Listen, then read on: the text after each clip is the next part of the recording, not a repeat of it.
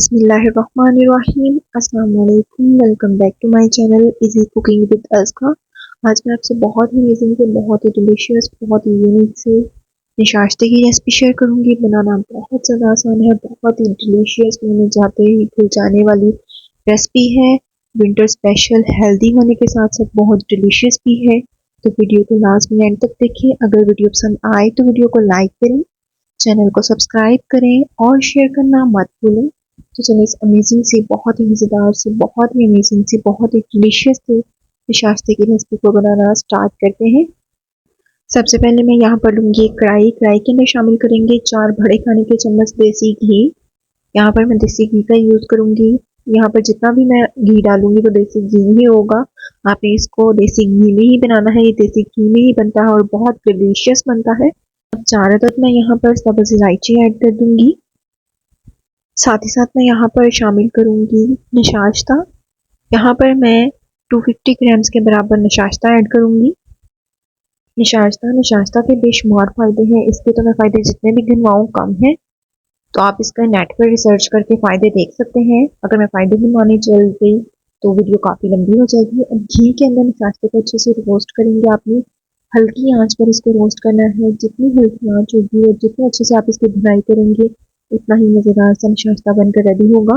Golden brown colour आने तक हमें इसको अच्छे से भूनना है। अच्छे से आपने घी के साथ इसको भूनना है। यहाँ पर आप देख सकते हैं इसका कलर चेंज होना स्टार्ट हो जाएगा। फ्लेम को आपने तेज़ करके इसको नहीं भूनना, वरना नशास्ता जल जाएगा। आपने हल्की आंच पे इस तरह से मुसलसल हिलाते हुए इसको रोस्ट करना है, इसकी भुनाई करनी है।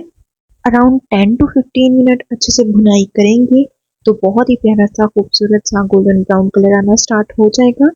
जहाँ पर आप देख सकते हैं माशाल्लाह से बहुत ही प्यारा सा खूबसूरत सा गोल्डन ब्राउन कलर आ चुका है।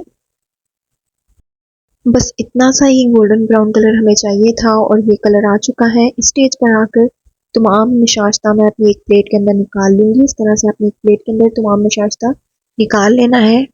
यहाँ पर आप अगेन इसका कलर देख सकते हैं। हल्की आंच पर भुनाई करने से ही ऐसा कलर आएगा और हल्की हल्की सी इसके अंदर से स्मेल भी आना स्टार्ट हो जाएगी। भुनाई करने से बहुत ही प्यारी सी स्मेल आएगी। अब उसी कढ़ाई के अंदर मैं शामिल करूँगी 2 बड़े खाने के चम्मच देसी घी। देसी घी को अच्छे से मेल्ट कर लेंगे। मेल्ट करने के बाद अब मैं इसके अंदर शामिल करूँगी सूजी यानी कि सेमोलिना।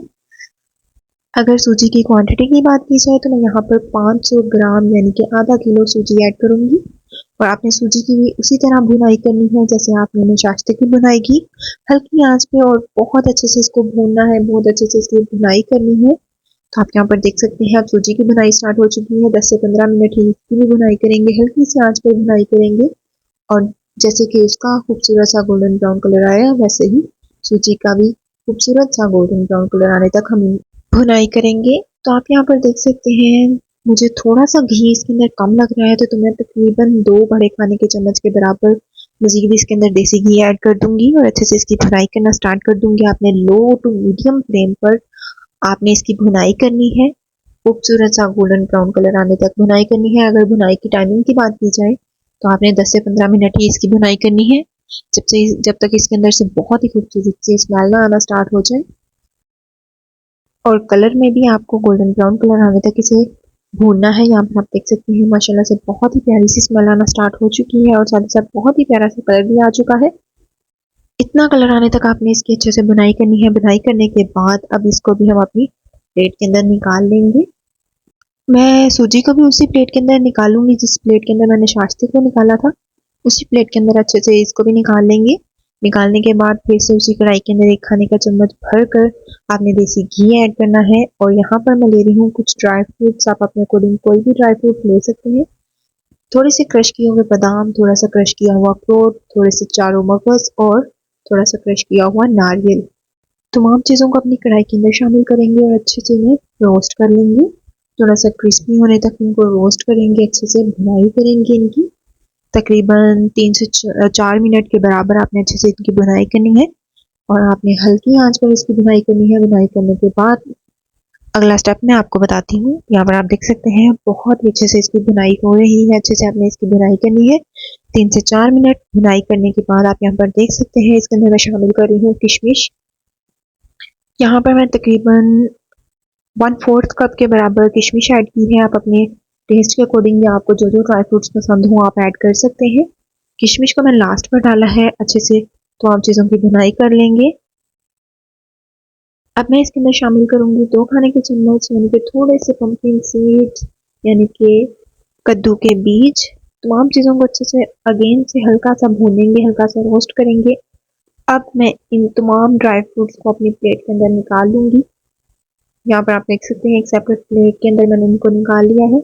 अब फिर उसी कढ़ाई की तरफ आ जाएंगे। कढ़ाई के अंदर शामिल करेंगे 400 ग्राम के बराबर चीनी। 400 ग्राम चीनी डालने के बाद इसके अंदर शामिल करूंगी 1 पाव पानी। आपने क्वांटिटी का बहुत ही अच्छे से ध्यान रखना है। जो जो मैं आपको क्वांटिटी बता रही हूँ आपने उसी अकॉर्डिंग इसको बनाकर रेडी करना है और बहुत ही अमेजिंग सा आपका नाश्ता बनकर रेडी होगा। तो आप यहाँ पर देख सकते हैं चीनी को मेल्ट करेंगे अच्छे से पानी के अंदर।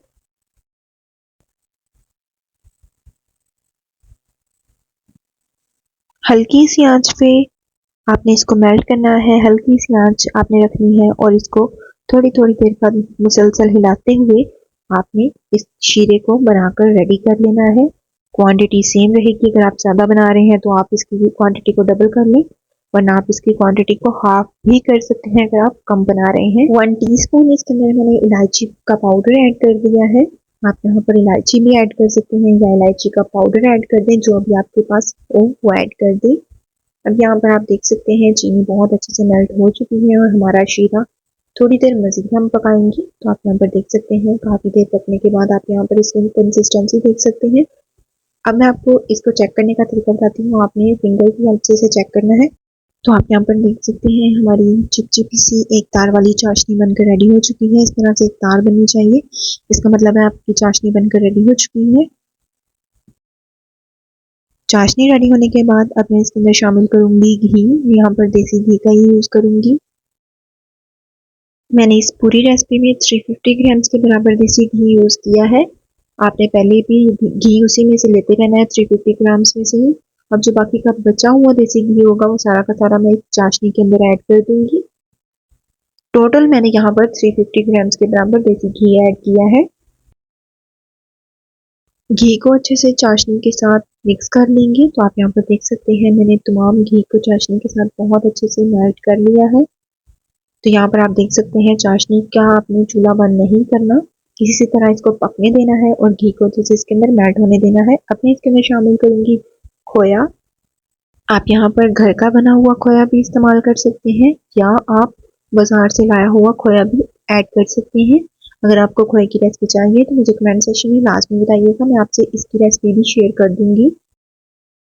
मैं यहाँ पर 300 ग्राम्स के बराबर खोया ऐड करूंगी। आपने खोए को अच्छे से इसके अंदर मिक्स कर देना है।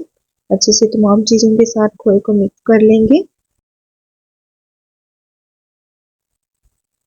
सर्दियों में सबसे ज़्यादा मेरी फेवरेट यही रेसिपी है, यही डिश है। आप भी लाजमी इसको ट्राई करिएगा। खोया अच्छे से आपने घी के अंदर मिक्स करना है। फ्लेम को आपने बहुत ही हल्का सा कर देना है और अच्छे से तमाम चीज़ों को मिक्स करेंगे।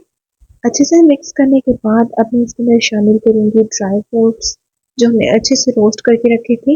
वो सारे के सारे ड्राई फ्रूट्स इसके अंदर शामिल कर दूँगी। ड्राई फ्रूट्स ऐड करने के बाद साथ ही साथ मैं इसके अंदर शामिल कर दूँगी सूजी और निशाश्ता जो मैंने अच्छे से भूना था। भून कर अच्छे से मैंने दोनों को एक ही प्लेट के अंदर निकाल लिया था, एक ही बर्तन के अंदर निकाल कर अच्छे से उसको मिक्स कर देंगे।